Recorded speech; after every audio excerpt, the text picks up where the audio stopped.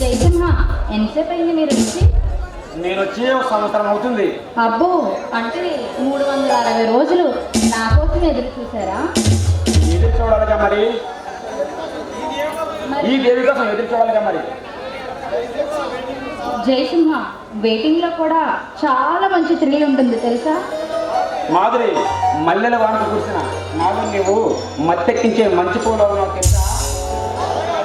అది సరే, ఈరోజు అబ్బాయి గారు ఏంటి మంచి హుషారుగా ఉన్నారు? మాధురి, నీ కోసం చూసి చూసి నా కళ్ళు కాయలు కాస్తాయి తెలుసా? జయసింహ, అది సరే, మన పెళ్లి విషయం కోసం ఏం చేసావు?